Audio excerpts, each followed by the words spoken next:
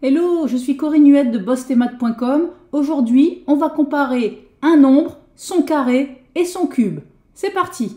Alors, je te présente ici un graphique avec en vert la droite d'équation y égale x. En rouge, la courbe de la fonction carré d'équation y égale x au carré. Et en bleu, la courbe de la fonction cube, donc la courbe d'équation y égale x au cube. Grâce à ces trois courbes, on va pouvoir comparer un nombre x avec son carré et avec son cube. C'est-à-dire, on va pouvoir dire qui est le plus grand et le plus petit entre ces trois nombres. Voici un premier résultat.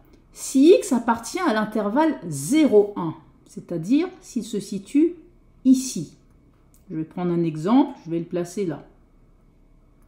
Alors, qu'est-ce que l'on constate? Eh bien, à partir de mon nombre x, tu vois, je vais dessiner une droite verticale qui va rencontrer mes trois courbes.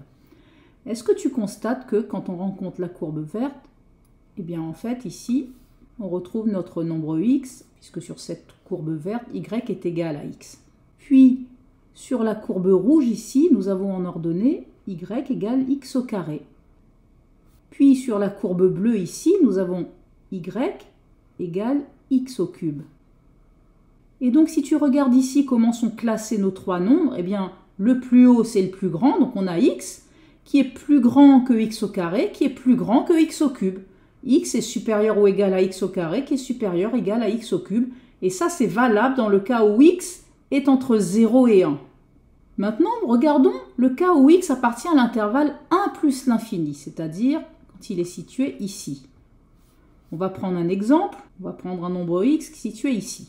Je vais dessiner une droite verticale qui va donc rencontrer les trois courbes.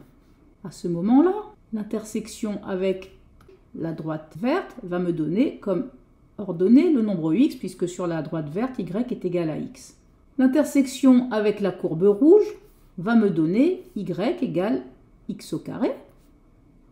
Et l'intersection avec la courbe bleue va me donner y égale x au cube. Et donc si tu regardes ici comment sont classés nos trois nombres, eh bien le plus bas est le plus petit. Donc tu as x qui est plus petit que x au carré, qui est plus petit que x au cube. X inférieur ou égal à x au carré, inférieur ou égal à x au cube. Et ces inégalités sont valables dans le cas où x est plus grand que 1. Donc on retient ces deux résultats et cela va nous permettre de faire l'exercice suivant dans lequel on nous demande de comparer des nombres sans les calculer. Petit 1, je veux comparer 0,8 avec 0,8 au carré et 0,8 au cube. Donc ici, mon nombre petit x vaut 0,8. Est-ce que tu es d'accord qu'on est dans le cas où il est compris entre 0 et 1? À ce moment-là, je vais appliquer la règle qui est ici. J'ai donc le nombre x, c'est-à-dire 0,8, qui est supérieur à son carré, 0,8 au carré, et qui est supérieur à son cube, 0,8 au cube. Voilà comment j'ai comparé ces trois nombres. Question 2, je veux comparer les nombres 1,64, 1,64 au carré et 1,64 au cube. Ici, le nombre de base petit x, c'est 1,64. Est-ce que tu es d'accord qu'on est dans le deuxième cas, celui où le nombre x est plus grand que 1? En effet, le nombre 1,64 est bien supérieur à 1.